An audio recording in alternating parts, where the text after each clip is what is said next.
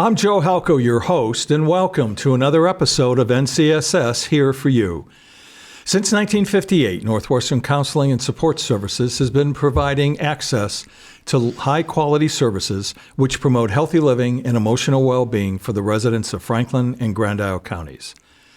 Over the years, as the needs of the community have changed, so too have the programs and services that we make available to assist children, adolescents, adults, families, and seniors. We take our role in the community seriously and strive to provide a continuum of the highest quality services to meet the needs of individuals who at any point seek assistance with emotional and behavioral challenges, their mental health, substance use, or an intellectual or developmental disability. This month, we'll be discussing some of the achievements and milestones that NCSS accomplished during 2025, together with our partners, beneficiaries, and dedicated team. Despite evolving challenges in our environment, NCSS has continued to adapt with resilience, innovation, and a deep commitment to better meet the changing needs of our community. To discuss the many ways that NCSS impacts our community, I'm pleased to introduce this month's guest, Amanda Morong, who is NCSS's Research and Analytics Manager. Amanda, I'd like to welcome you to the show this month. Thank you. Great to have you here. So let's start with, during fiscal year 2025, how many people did NCSS serve and where were these services provided? Yeah, in fiscal year, we served 4,240 individuals across all of our service divisions. And this was, when we say we ran the fiscal year, so that fiscal year runs from July 1st to June 30th is how we calculate it. But most of these services were not delivered in our traditional office setting. So we really strive at meeting people where they need the services the most. So we support them in all kinds of settings, from in their homes, schools, in our office, and telehealth. So we really have a wide variety of where we're doing it. And we offered over 509,000 hours of care. So we really were out there offering services in the last year. And I think that's something, a couple things there is, number one, the number of hours. But so important that I think one of the misnomers about NCSS is that the programs and services are all offered within the four walls of the buildings, which couldn't be further from the truth, to your point. Yeah. I think community was our number one place of service, followed by residential, obviously. But for it to be in the community to even beat residential, that's a strong amount. Yeah, absolutely. So although NCSS provides services across the entire life cycle, let's start by looking at the impact that the Parent-Child Center has on infants, toddlers, preschoolers, and their families. Yeah, our Parent-Child Center is unique. We are the only in the state of Vermont that our Parent-Child Center is within our DA office. So it gives families able to do a wide range of care, not just for that prenatal, but across the board, depending what they need. But our Parent-Child Center offers care through, it could be a home visit, it could be dual services on site at pediatrics office or OBGYN offices. They do food nutrition with families, and newer is more OT and speech and language therapy that we've been offering. In addition, and a lot of this we don't capture in our system, so the numbers are harder to calculate. We do it by hand, but we also provide diapers, wipes, groceries, gas cards, infant formula, prenatal supports, and even cribs to families that need it, need a little extra support in the year. You know, and you did mention that NCSS is the only designated mental health agency that actually has a Parent-Child Center affiliated with it. In other parts of the state, of course, they would be two separate organizations. So, you know, the thing I want to stress there is the fact that the seamlessness of being able to provide services because of the fact it's all under one umbrella. Yeah, and our Parent-Child Center staff is amazing. They do a great job. Yeah, they truly are. So let's move on to talk about keeping kids in our community, and not only school-based services that NCSS offers schools throughout the area, but also the SOAR Learning Center, which is a program that NCSS operates. Yeah, NCSS, we really want to keep kids in their community, which is where they should be with their families right. and what they're doing. So our school-based services and SOAR Learning Center together, we kind of really strive at that. So I'll start off by there's a assessment that I'm going to talk about here in a second, but it's called the School CANS, which is an assessment done every 6 months, which really focuses on different school questions and assessments to help the staff in their school-based services or SOAR know where to focus treatment. And so all kids come in, they have this assessment, and our school-based services team that work in the schools, last year they supported 106 students in the schools, and they saw a 23% improvement on the school CAN. So showing that the services they are doing is helping the children get better on this assessment. So their treatment is working for them. And the same with SOAR Learning Center. They saw a 39% improvement on the CAN. So kids going there are seeing an improvement and are doing better in the assessment over time.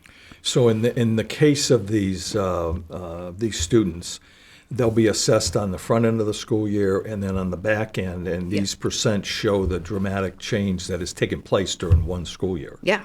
Which is pretty astounding. It is. Think of that. And I think that's one of the things, a lot of times, and I'm sure you hear this, but people will say, we had no idea that you do anything in the schools. And of course, that's by design because our staff are integrated into the staff of the particular school. Yep. And it's not as if they're waving a flag that says, I'm here from another organization. But the beauty of it is that the educational system is utilizing the expertise of like our organization to help them to do better with the students that they serve and working in partnership. Yeah. Which again is something that I think a lot of people are not aware of unless they've had a student that has in one way or the other been touched by an organization. So it's pretty good stuff. So what about the importance of community, I should say children's home and community-based services that are provided? Yeah, our children's home and community services provide flexible, individualized support. They do a core CANS, so we'll talk a little about that. So CAN stands for Children Assessment Needs and Strength. I don't think I said that before. I was going to ask you for those who. And the core CANS really looks at the strength of social, emotional, and behavioral needs. And we offer these services in the home, in the community.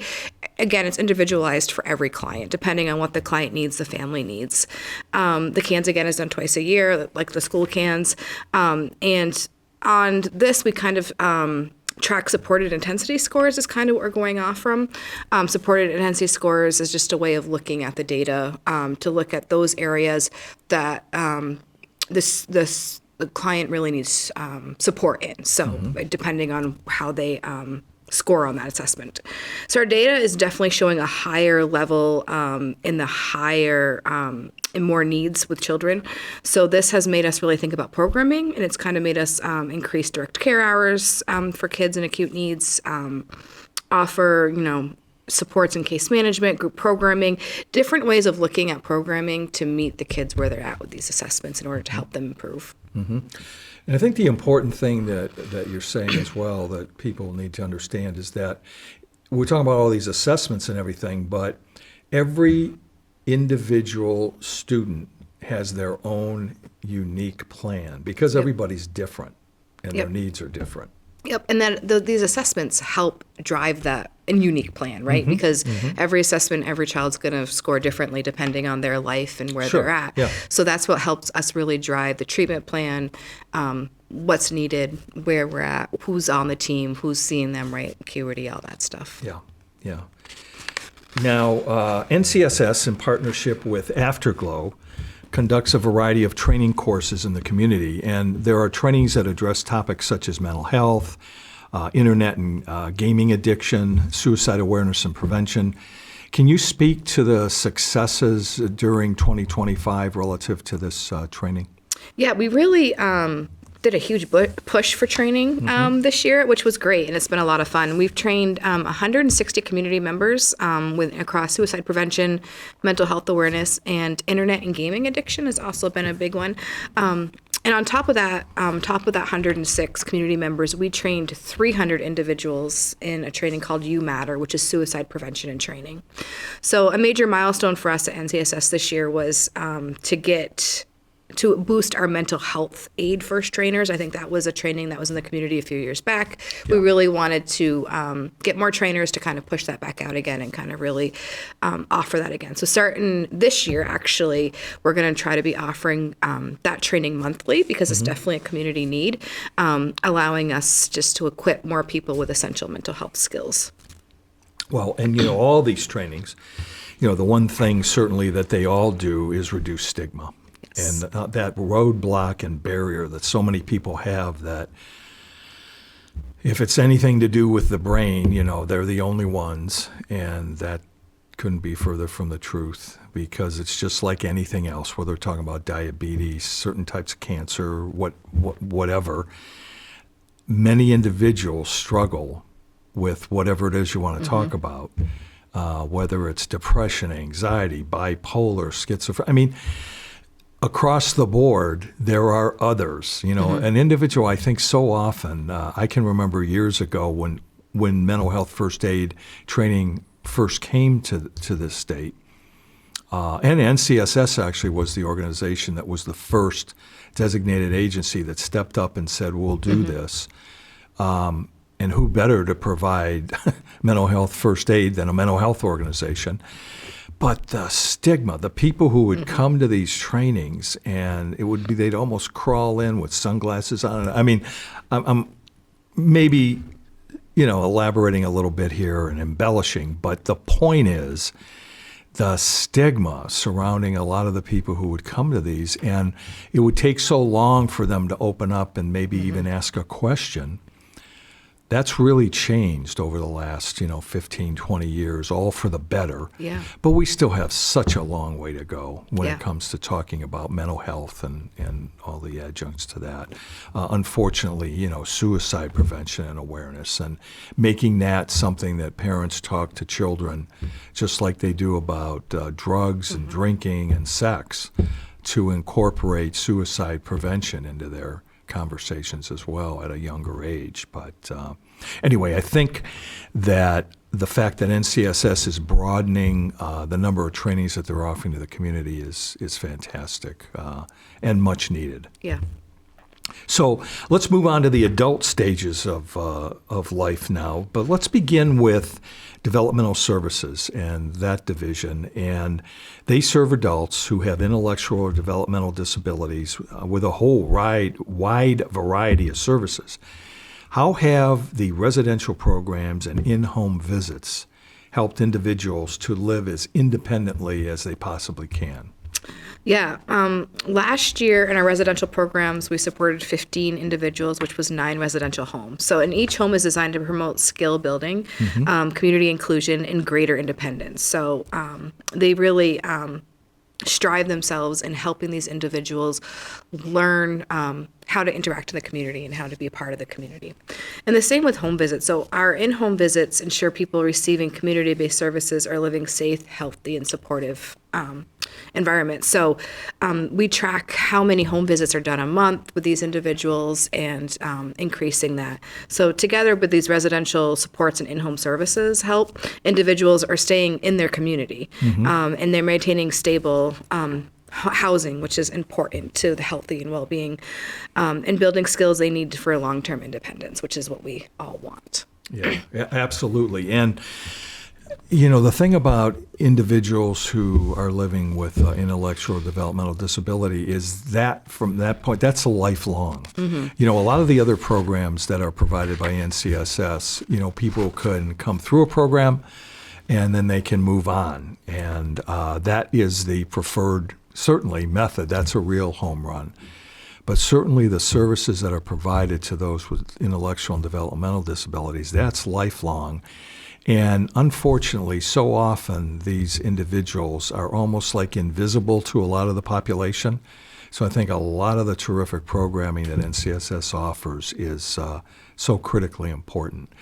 And, that leads me to the fact that they want to make a contribution to society, but a lot of times there's roadblocks in place where they can't. And I know that one of the fantastic programs that we have has to do with the employment program, and the fact that they're actually giving back, paying taxes, et cetera, by working, as opposed to, as some people would say, just receiving funding at all times.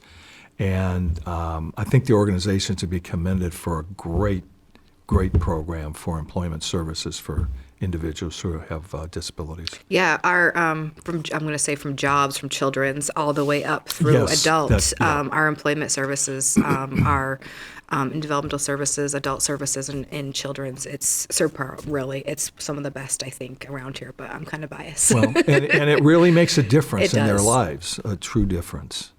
So, how do adult, home, and community-based services build stability through holistic support? Yeah, and again, I think it comes down to residential, right? We're happiest when we have a safe, supportive home, right? And so in the last year, our adult home and community-based services supported around 206 adults with mental health challenges, and many of them faced serious housing instability. 41% of them struggled with homelessness and a risk of eviction. So our adult home and community-based staff really work with these individuals to make sure they have safe housing, that they are a part of the community, and that they're living a safe, healthy life. On top of that, these individuals, about 35% of the adults we serve in that population also had a chronic medical condition. So it's the case managers are doing a fantastic job at coordinating both medical and behavioral health care needs to reduce crises, hospitalization, and that loss of independence between, make sure they're not losing their housing, but they can go to medical appointments and all that stuff. Our adult home and community-based staff are the best, and they definitely provide that long-term stable care for our community. So let's shift to when required. The NCSS psychiatry and nursing teams play a vital role in supporting the needs of people that we serve. And can you explain that a little further as to the impact that they have? Yeah, so our psychiatry and nursing team are essential in meeting complex needs of the people we serve. They work just to coordinate care and consist the care. Our nursing team, for example, they both do separate things, but together, our nursing team partners closely with psychiatry to manage the medical and the mental health needs needed. They offer medication oversight, caregiver training if need be for developmental services or adult home and community-based services, community coordination, support during transitions from hospitalization to home. So they're helping with that transition to make sure that individuals are healthy and happy with that transition. Last year alone, our nursing did over 3,400 hours of nursing support, which is quite a bit of nursing support. And they help support our psychiatry teams with over 2,000 hours of medication management. Our psychiatry team are around the clock 24/7 on call for us, which is great. They do in-person and telehealth appointments. They do inpatient consultations at local hospitals. They're also with SOAR Learning Center. They do the same consultations. And like I said, they're 24/7 on call. So it helps our crisis team if needing a consult or whatnot. They're there to help and support. And there again, there's a part of the organization that really collaborates throughout the organization when needed. And once again, I think other than maybe if somebody says psychiatry, they think of NCSS and psychiatry, but they don't perhaps think of nursing that much. I think the other thing that's interesting is that when we do say psychiatry and therapy, there are many individuals on the street who think that's what NCSS is all about, period. Yeah. When it really is, 12% or whatever of the total of the programming that's being offered to our communities. Yeah, it's just a little, I think, you're right. It's that stigma, right? They think that's Right. They think that's the whole, what we do. Yeah. When it's critically important. It is. It's a lot of hours. It's a lot of in-depth and complex situations. However, the organization as a whole, that is a part of a bigger puzzle that once again, I don't think most people associate with Yeah. with the organization. And so much of what the organization does as well is to keep individuals out of the emergency room. Yeah. And our nursing support's highly, nursing and psychiatry, they support that, right? They're the ones helping our case managers. Like I said, this is what they do, like, for the community, but they're also doing consults with our case managers, right? And they're helping problem solve and with the treatment team. So they really are amazing across the board in what they do. Yeah, yeah. Now, during 2025, NCSS opened the Access Center to streamline services and ensure timely support when people needed it the most, or need it the most, I should say. Could you share some of the early successes of that program? Yeah, we're really proud of this program for lots of reasons. Megan and Katie, I know they've been on this show, have done a great job with it. But this came out of, it was during our community needs assessment, this was what came out of it. And so it was Yeah. program developed and asked for by their community. And so with that, it offers same-day appointments Monday through Friday with rapid access scheduling and short-term therapy. We have data from February through June, the end of the fiscal year, and we saw a 31% increase in children's intake, so they were able to get into services faster, and a 24% increase in intakes for the adult population. So people are connecting with therapy in a faster way through this program. We're definitely reducing wait times, simplifying access, and enduring timely support through this program, which is critical. And this is another way to reduce stigma because people are able to get a connection a lot quicker. You know, one of the things is, once again, we talk about stigma, is if you go back in time, even today, there are so many people who may not seek treatment for maybe 5 years, 10 years. I mean, the averages, and not just here in Vermont, but nationally, are astounding at how long sometimes it takes somebody to finally take that first step and kind of get rid of the stigma and say, I need assistance in some fashion.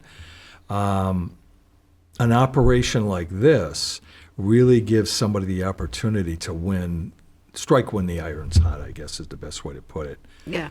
They don't have to wait a period of time before they can interact with someone and hopefully start a path to, a treatment path to success. Yeah, absolutely. So when you look at everything that you've been through, when you look at the data and the analytics and how the department's changed and even how the staff that support those that they serve have at their fingertips versus, say, 5 years ago, what are you happiest, or you know what I mean? Because you do this all the time, and you've seen the growth and the ability to be able to really put your finger on ways to success that years ago wasn't really possible, and the staff utilizing this information to their benefit in working with those that they serve. Is there anything that comes to mind that you're extremely excited by the positive impact that it's made? Yeah, I mean, I think as data is everywhere now, and right, and we use this data just from the Access Center. We're using this data to what does the community need and what do they want, right? And so we spend a lot of time, we have amazing staff, and so it's really great to sit with this staff and figure out, okay, we need to figure out these wait times this way. And so we're able to build them dashboards now with technology and data to be able to, they can see the wait times, or they can see what's needed, or these pockets that might need a little more. Yeah. And so that's really been exciting and fun to look at, because it used to be all in Excel, and now you can just go in and refresh a button, and there it is right on your screen. So it's really amazing how far technology has come and what it's helped us do with mental health. But and at the end of the day, with all of this being said, the great thing about it is that we never lose sight of it's about the individual that's being served. Right. That's the core of what everybody is in the organization to support. And yet there's this ability now to be able to perhaps do some things in a much more streamlined fashion than ever before. Yeah, and even the data we can pull on individuals, right? So we can, again, look at their CAN scores across time. are they getting better? Did they need help in this area where they didn't 6 months ago, right? Yeah, And so yeah. we're also using data, like you said, for those individualized reports too, to like help individuals seek the treatment and get the treatment they need at the time they need it. And on a whole other note here, when looking at Franklin and Grand Isle counties, to relieve someone's anxiety, would it not be fair to say that all communities throughout the two-county area have individuals that we serve to one degree or another? Yes. So it isn't as if everybody is, here. And the reason I say that is because, we used to do a thing years ago where, you might have 100 people in a room.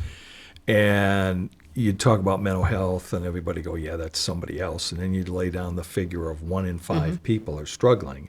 So that means in that room, there could be 20 people actually at that moment who in one way or another might be struggling. And that kind of puts an aha to the fact that it isn't just an individual, that it's many people who struggle with various disorders. Yeah, absolutely. And I think it's just so important to reduce stigma, get rid of stigma, and get people to talk just like we're talking here, being able to talk about mental health concerns much earlier so that they can seek the treatment from an organization like NCSS in the early stages and be able to try to adjust and get the treatment that's needed and then move on and hopefully live your life the best way that you possibly can. Yeah.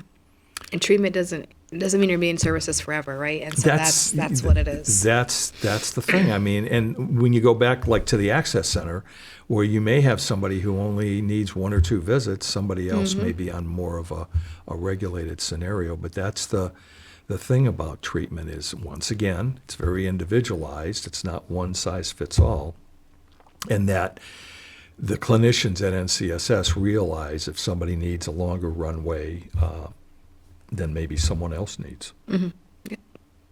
So do you have any final thoughts on the great work that NCSS did during 2025? And once again, I know that every year there's an outcomes and impact report that's done, but certainly that highlights a lot of areas, but there's just so much, an immense amount of great work that the organization does each and every year.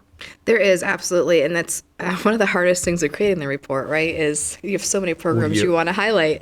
But I think really taking away from it is you can have all the data analytics and all this in the world, but it's really, truly is our staff that are amazing. We have amazing clinicians. We have amazing staff that really give that individualized support, and they're just using the data to help guide it. It's that clinician, it's that individual client story that is really what the clinicians are focusing on.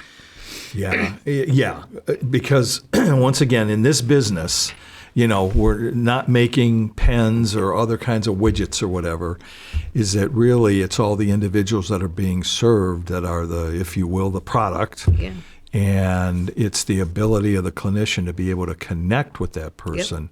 Yep. And, at the end of the day, it's really to try to help somebody to live their best life, whatever that might be. Yep. And the way that they want it. And the way that they want, they want it. And I think that's a key statement that you just said, that they want it, because everybody wants things, wants different things out of life. Yep. So. Well, Amanda, I want to thank you for being here this month.